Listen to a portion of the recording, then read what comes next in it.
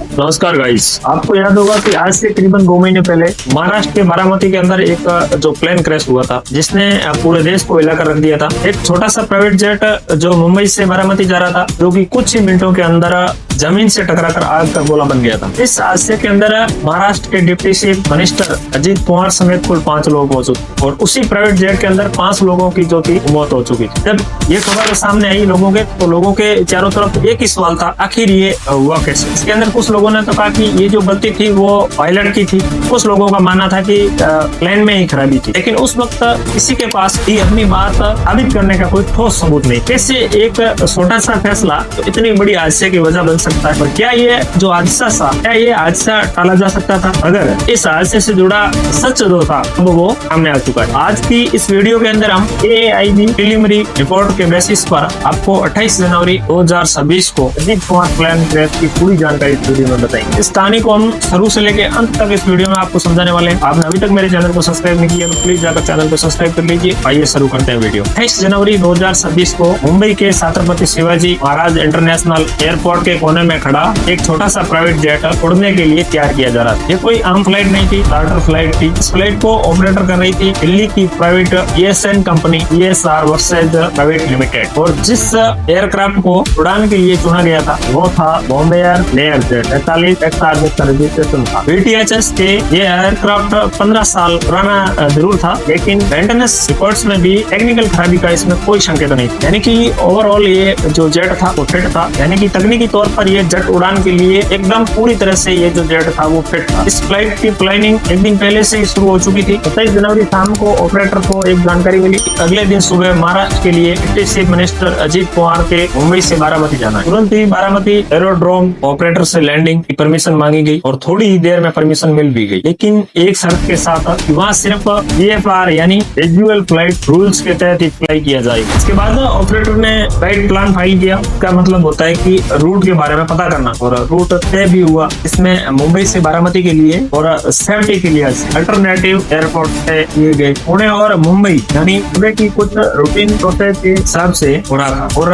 Cockpit में command संभाल रहे थे कैप्टन अमित कुमार, उम्र 61 साल, और उनके पास करीबन 18,555 घंटों का उनके पास एक्सपीरियंस, जिसमें लगभग 2800 से ज्यादा उन्होंने इसी एयर जेट फ्लाइट एयरक्राफ्ट को उड़ाया। और उनके साथ में को पायलट की सीट पर फर्स्ट ऑफिसर रामदीप पाठक मौजूद थे, जिनकी उम्र 25 साल। उनके पास भी करीबन 2490 घंटों का एक्सपीरियंस था। उन्होंने भी इसी एयरक्राफ्ट पर लगभग 2200 घंटों से ज्यादा उड़ान भरी। 28 जनवरी को सुबह करीबन 5:30 बजे टेक्नीशियंस अपनी ड्यूटी पर पहुंचे और एयरक्राफ्ट के डिपार्चर डिफरेंस शुरू किया। एयरक्राफ्ट में पहले से ही लगभग 2900 पाउंड फ्यूल मौजूद था, और सेफ्टी मार्जिन बनाए रखने के लिए उसमें करीबन 2100 पाउंड फ्यूल जो था वो और भरा गया। ये क्वांटिटी छोटे से जेट में जरूरत से भी ज्यादा। इसके बाद में एयरक्राफ्ट का लोड और ट्रिम कैलकुलेशन किया गया। टेक ऑफ वेट लगभग 19,703 पाउंड निकला, यानी वेट बैलेंस हिसाब से सब कुछ बिल्कुल सही था। और लगभग 7:09 पर दोनों पायलट्स एयरक्राफ्ट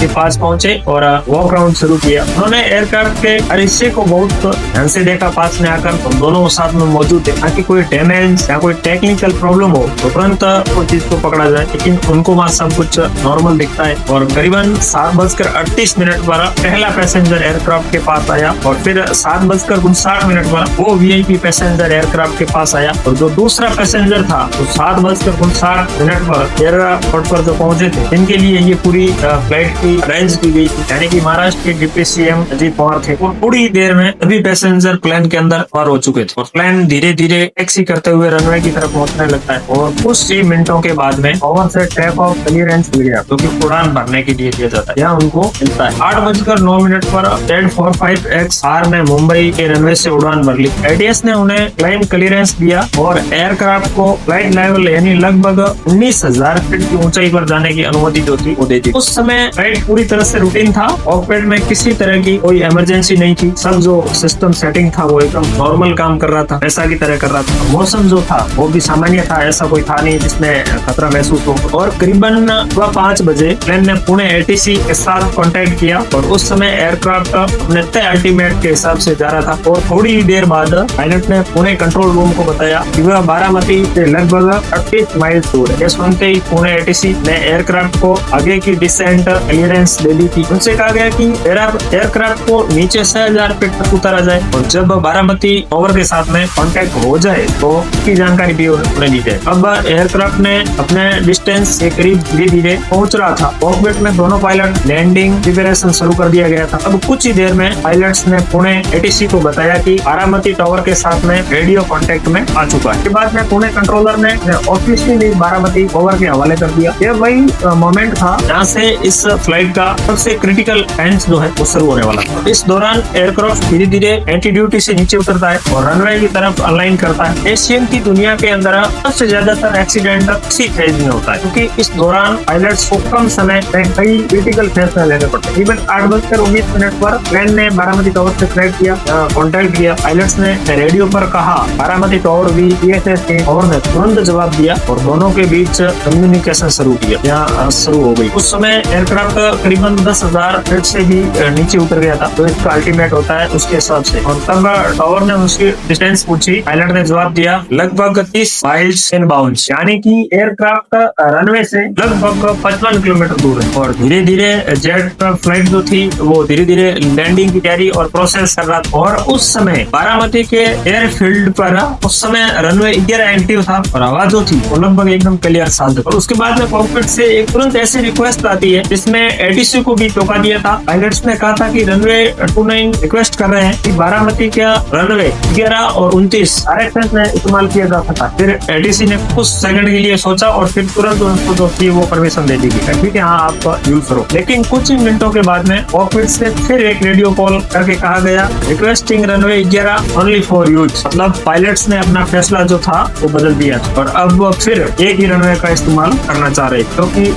एटीसी ने पहले ही उनको ये बताया था। यानी कि रनवे 11 टावर ने इस बार भी परमिशन इनको दे दी। 8:31 पर कॉकपिट से एक और सवाल किया गया रिक्वेस्टिंग करंट विजिबिलिटी। इस सवाल सबसे जो था वो इम्पोर्टेंट था क्योंकि बारामती एक ऐसा अनक्रॉल्ड एयरफील्ड है जहाँ पर इंटरेस्टमेंट लैंडिंग मौजूद है। फिर टावर ने कुछ समय कुछ सेकंड आसपास के विजिबिलिटी मार्कर्स को देखकर जवाब दिया कि अभी विजिबिलिटी 3 किलोमीटर। अब एशियन के रूल्स के हिसाब से एक बड़ा वार्निंग सिग्नल था। लेकिन उस समय बारामती के आसपास में फॉग भी मौजूद था सुबह के समय के अंदर। अब ये कॉकपिट के अंदर बैठे पायलट्स को एक अहम फैसला लेना होता है कि वो चाहते तो अप्रोच कैंसिल भी कर सकते हैं और एयरक्राफ्ट जो है उसको वापिस ऊपर भी चढ़ा सकते। लेकिन पायलट ने डाइवर्ट करने के बजाय बारामती में लैंड करने का सोचा और फैसला लिया। प्लेन अब धीरे धीरे बारामती रनवे की ओर उतरता था। कॉकपिट में बैठे दोनों पायलट और फॉक्स के साथ में काम कर रहे थे। क्या जो लैंड की जो प्रक्रिया होती है वो कर रहे थे। और जो बाहर का मौसम था वो साफ आसमान की तरफ भी नहीं था लेकिन जमीन और आसपास का एरन अभी भी हल्की हल्की दिखाई दे रही। और जो कॉकपिट के अंदर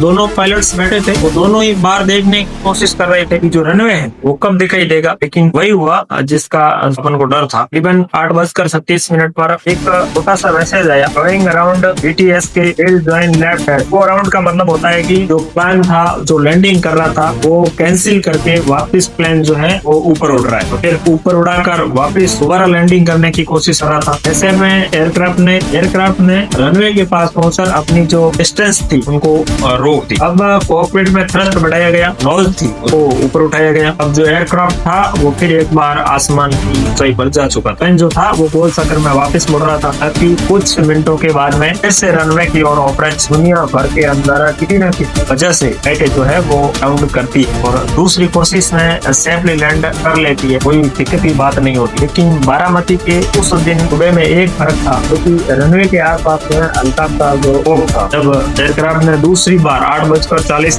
पर कॉकपिट से दूसरी बार टावर पर कॉल आता है कि जो एयरक्राफ्ट है वो दूसरी बार लैंड करने की कोशिश करता है और उसी टाइम तुरंत टावर से जवाब भी उनको मिल जाता है। फाइनली फॉर रनवे 11 पर आप लैंड जो है वो कर सकते हैं। तो फिर एयरक्राफ्ट ने धीरे धीरे अपनी स्पीड जो है वो कम कर रही होती है। जो कॉकपिट है वो दोनों तरफ ध्यान देते हैं कि नीचे जो रनवे है वो अभी भी क्लियर दिखाई दे रहा है या नहीं दे रहा है। और इतने में तो अचानक 8:43 पर एक आवाज आती है फील्ड इनसाइड BTS के मतलब कि पायलट्स को बारामती एयरफील्ड दिखाई दे गया है। BTS की आवाज शांत है, रनवे 11 क्लियर टू लैंड। आगे बढ़ने से पहले एक छोटी सी रिक्वेस्ट है कि आपको ये कहानी इंटरेस्टिंग लगी है तो चैनल को सब्सक्राइब और वीडियो को लाइक कर दीजिए ताकि ऐसी और सभी वीडियो आपके सामने देखने को सीधे आप तक पहुंचे और आप सबसे पहले देख सके। इसलिए हमारे चैनल को आप सब्सक्राइब जरूर कर लीजिए। अब फाइनल अप्रोच के दौरान पायलट को रनवे देर से दिखाई दे दिया था और उस समय एयरक्राफ्ट जमीन के इतना करीब आ चुका था कि कुछ भी एक्शन लेने का समय उसके पास नहीं। इसके अलावा AAI रिपोर्ट में किसी भी मैकेनिक फ्लोवर एयरक्राफ्ट माल फंक्शन का कोई सबूत नहीं मिला और जो एयरक्राफ्ट था वो पूरी तरह उड़ने के लिए रेडी भी था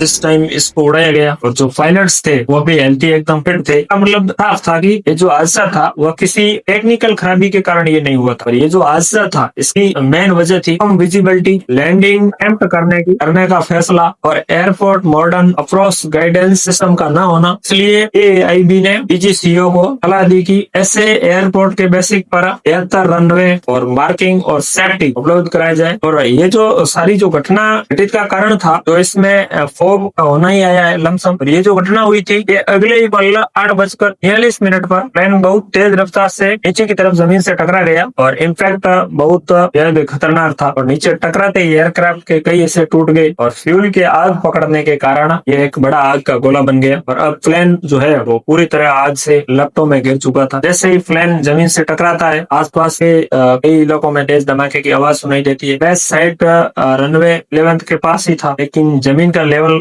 रनवे से थोड़ा नीचे था और एयरक्राफ्ट रनवे के 50 मीटर की दूरी पर गिरा था। जब लोग इस फ्लाइट जेट के पास पहुंचे वो नजारा बहुत खौफनाक था। लेकिन जब तक इस जगह पर फायर फाइटिंग व्हीकल्स मौके पर पहुंचा तब तक एयरक्राफ्ट का बहुत बड़ा हिस्सा जो है वो जलकर राख हो चुका था। रेस्क्यू टीम ने सबसे पहले आग बुझाने की कोशिश आते ही शुरू कर दी थी लेकिन तब तक बहुत देर हो चुकी। लेकिन इनका इम्पैक्ट और आग दोनों इतने भयानक थे कि एयरक्राफ्ट में बैठे किसी भी व्यक्ति को बचाया नहीं गया। के अंदर दोनों पायलट और deputy chief minister Ajit Kumar ji और सिक्योरिटी ऑफिसर समेत 5 लोगों की मौके पर इस हादसे में मौत हो गई। इस तरह का आप नेक्स्ट वीडियो देखने के लिए हमारे चैनल को सब्सक्राइब कर लीजिए, वीडियो को लाइक कर लीजिए। तब तक के लिए जय हिंद।